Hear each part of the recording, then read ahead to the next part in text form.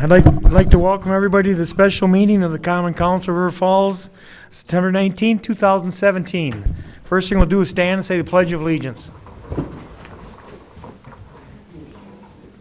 Allegiance to the flag of the United States of America and to the republic for which it stands, one nation, under God, indivisible, with liberty and justice for all.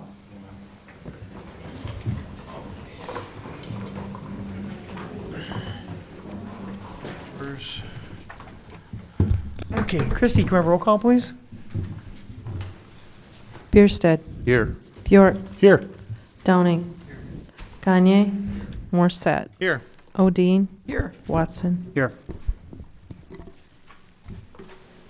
Okay, first thing we'll do is, seeing as this is a public meeting, if there's anybody, what this meeting is about moving forward with our new storm shelter for Glen Park.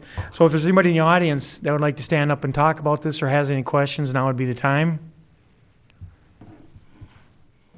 Okay. Otherwise, we'll move on to the resolution approving the Glen Park Pavilion preliminary design and authorizing professional services for Glen Park Pavilion design. Mr. Mayor, I move for the approval of the resolution approving the Glen Park Pavilion preliminary design and to authorize the funds. Second. I'd like to pull it for conversation. Yep, questions or comments? Go ahead. Go ahead. Yep, you bet. All right, so let's talk about it. And the reason I'd like to talk about it, because I'd like the people out there in our community to understand what's going on and the cost that's involved in this. So I think it's a great plan. I think it's outstanding. I think it looks good, but it's not coming free. It's coming with a cost to each and every one of the citizens of River Falls, not to the community of River Falls, but the citizens of this city. It's not the county, it's not the townships, it's the people that are in this town that we're talking about, this city. We're talking about $3.4 million minimum that's gonna cost. The pavilion itself, we're talking about almost $1 million. We're talking about potentially $640,000 coming back from FEMA. I have to ask on that first, and maybe somebody can answer that. How is that 640 calculated, and where's that calculated from? They say they can pay back 75% of what the storm shelter is. So is the 640,000, are we saying that really the storm shelter part of the pavilion is roughly $850,000? So if I could ask that question first. Sure. Would it please the council, do you want us, staff, to provide a summary based on the memo? We Sure. can do that, and we can include answering that question. So Reed, or you or I can Cliff Notes version of the memorandum. I think I understand your question, Councilmember Burke. And again, the pavilion building, overall expenses on that, we're looking at like $1.5 million. So the grant at 640, I think it's a 25-75, or it might be a 80-20. I'm sorry, I don't have that on the top, 75-25. but it's a match. But that will, that's based on a $800,000 storm shelter building. So yes, the components that we're doing for the storm shelter, that the lower unit, the upper unit, the bathrooms, the HVAC, the generators, all of those components that qualify for a storm shelter will be in excess of that grant amount. And then again, what we're doing is leveraging that by bringing the event area out in front that will not qualify for any money from FEMA, and that's why your overall costs are much higher than the $800,000 and change that FEMA has signed on for. Mm-hmm. Okay, real good. And then Scott, maybe you can answer this. So on the bonds that we're looking for on this, the pavilion, and where are we looking at new bonds? Are we looking at transferring the bonds to help pay for this? The pavilion itself, we're talking $850,000 that we're looking at for bonding. And then the other renovations, we're talking over $2.5 million for other bonding for renovation. So where are we looking? How are we anticipating that this bonding is going to occur? So best of my recollection, our fiscal plan kind of projected some retirement of debt over the next, decade or so.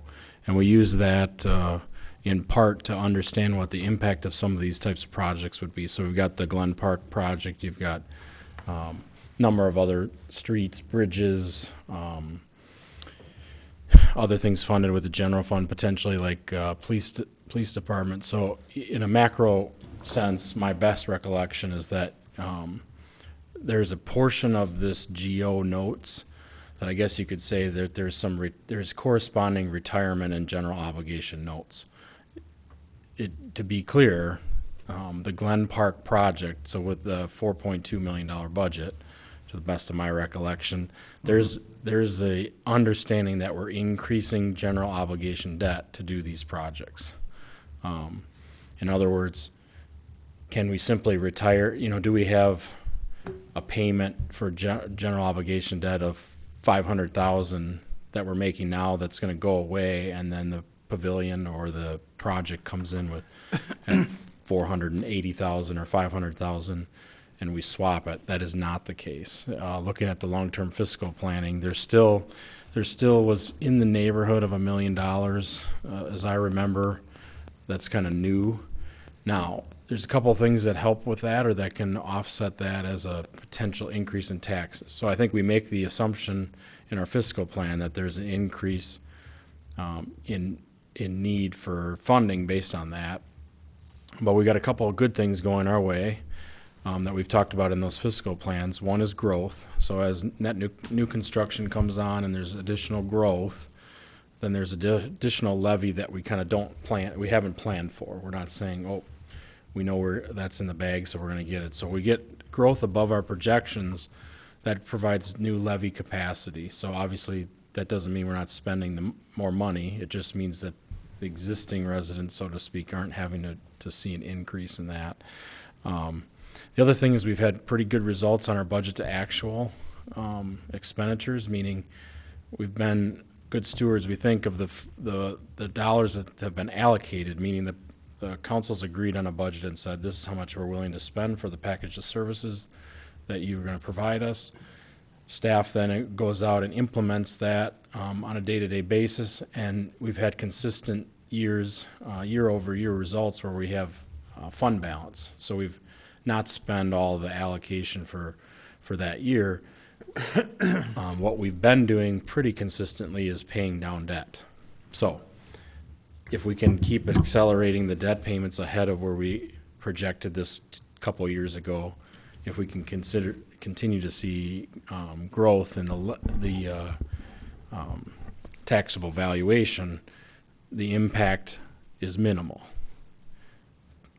If we weren't getting growth or we weren't able to pay down debt, then there's a pretty significant increase in the demand for levy. Now, obviously, council has the policy prerogative to say, well, that's fine, this is the maximum we're going to spend, so let's find something else to cut for this. But don't mean to kind of go all over the place, but I think the best way from a layperson's perspective as a resident is if we fund the full $4.2 million and the only non-tax revenue source we have is the grant from FEMA, there's likely an impact, a demand impact on taxes or tax rate for existing taxpayers.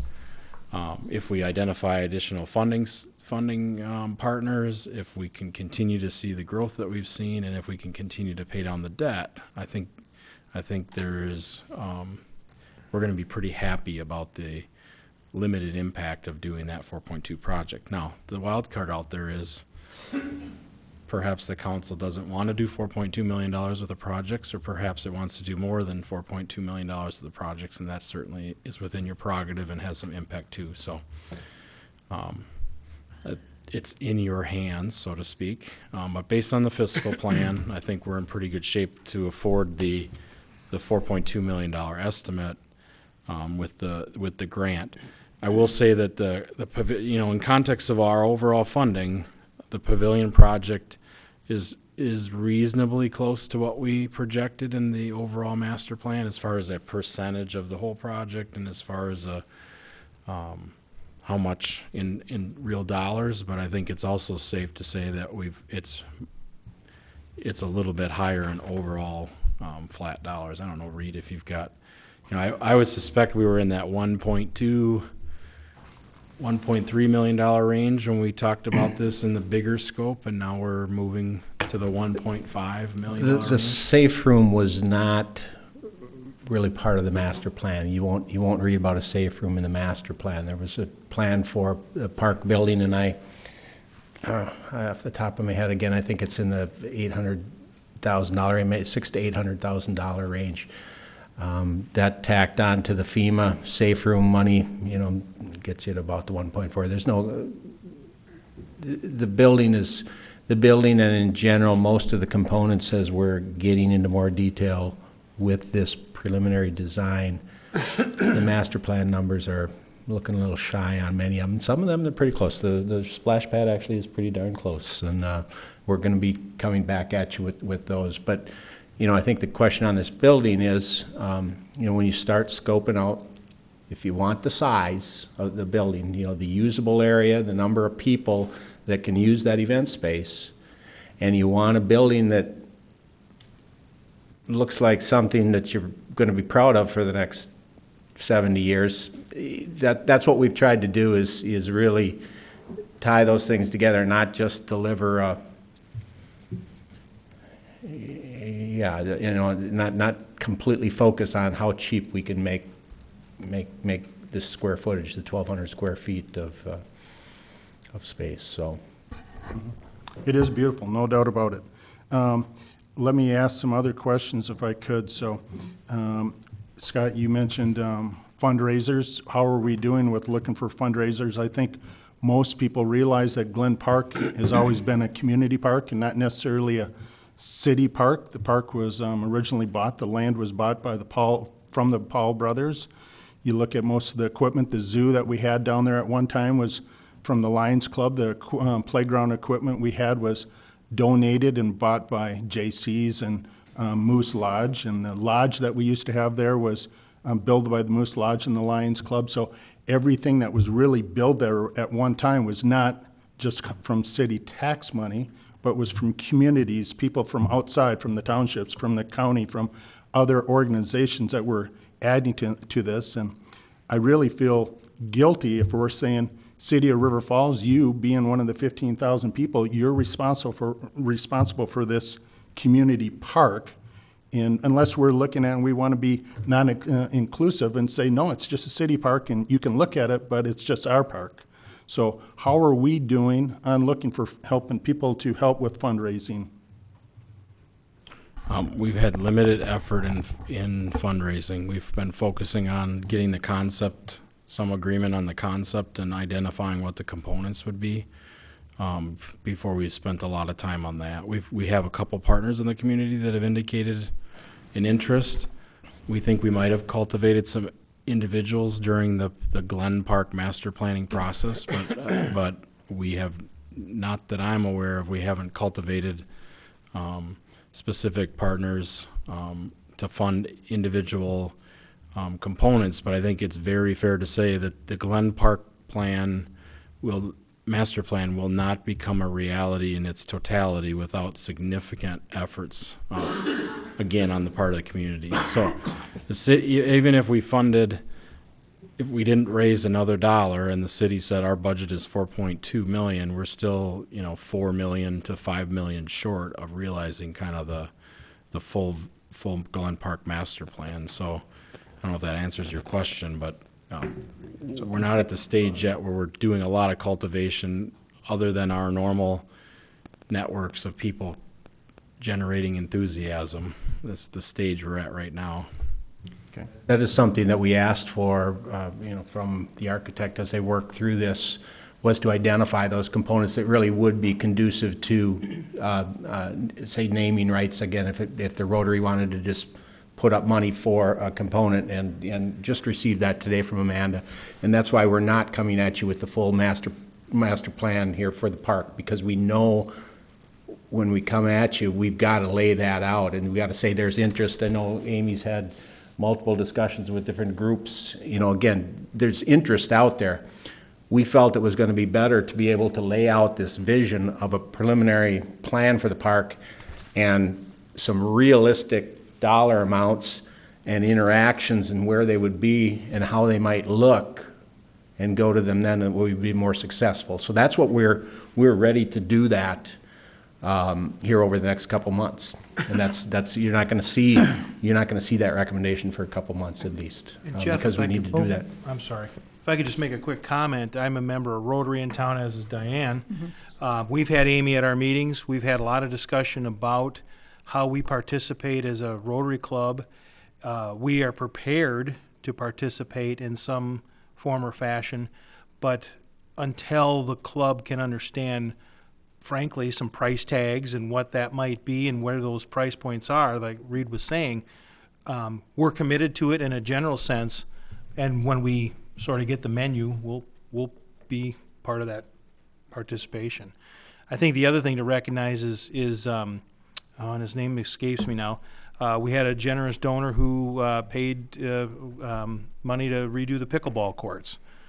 So we continue to have people who participate in the park, and I fully expect that we're going to. And if I could, just a quick question, Scott.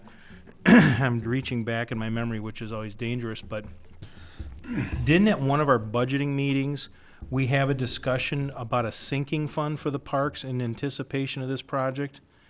I'm not going to give you a dollar amount because I'm not sure, but I thought the discussion and a sinking fund was created for some of this funding. Did that get to the final budget? And I don't remember what year it was. It was probably pre-2015. I recall us putting money in the CIP plan for undesignated capital and parks. Okay. So if that's what you're referring to, I believe that exists. I don't know if it's a sinking fund per se, but Okay, but it was designated for that. So that's also a piece of sort of our savings account that we could use for this, or are using for this, I assume. yeah, and we've got some allocation of park impact fees from new development that would fund some of this also, but there's some discussions further for the council and park board to have about how aggressive we are with implementing the plan, and how aggressive we are with the doing a campaign, so to speak. So I think there was some discussion, I recall, at some workshops, a year ago or 18 months ago, where we talked about, do we want to wait and try to do the campaign and then understand what we're going to do for the park implementation? And the consensus at the time, I recall, was let's identify what we think the city government's commitment can be and get a significant amount of work done in the park. And then there'll be some kind of informal or formal, potentially, capital campaign. But the consensus, as I understand it, was let's get some work done in the park. Instead of doing a little bit of work this year and a little bit of work next year, and then trying to do a big capital campaign and funding, the projects.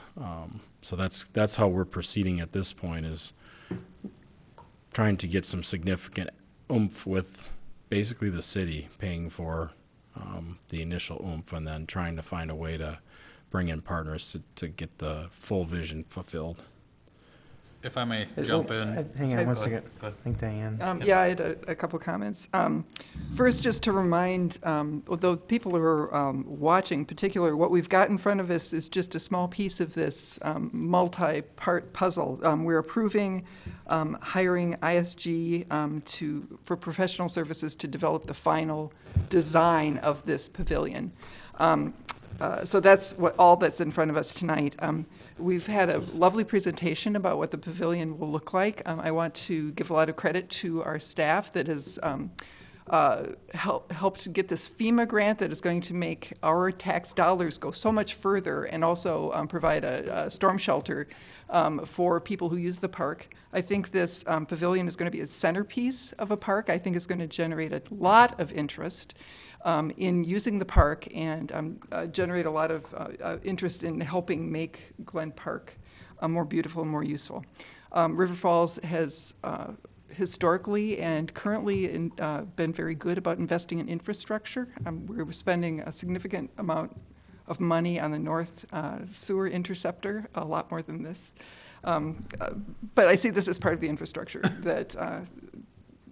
that makes River Falls a much more livable and attractive place. Okay, thanks, Dan. Go ahead. Yeah, if I may jump in on what Scott had to say.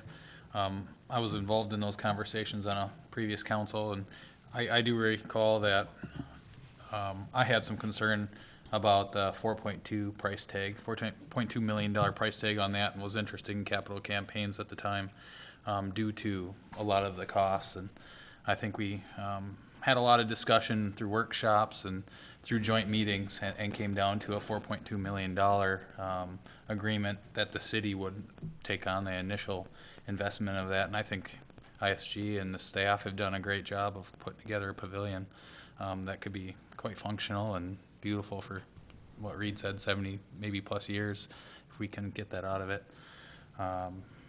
I think I'd say I'm in approval of it. And Okay. I wanted to say something real quick, too. I wanted to thank the park board for all the hard work they put into this. I was at the ribbon cutting for the jail today, and that took 23 years. I recognize that these ideas and concepts do not happen in a short time. So just thank you very much for all the hard work that went into this so far. Okay, thanks. Anybody else have anything? Any other questions or comments? Okay, so I will entertain a motion. Or I got a motion, I got a first and second. All in favor? Aye. Opposed? Aye. Okay, that's it. I move for adjournment. Yep. All in favor? Aye. Opposed?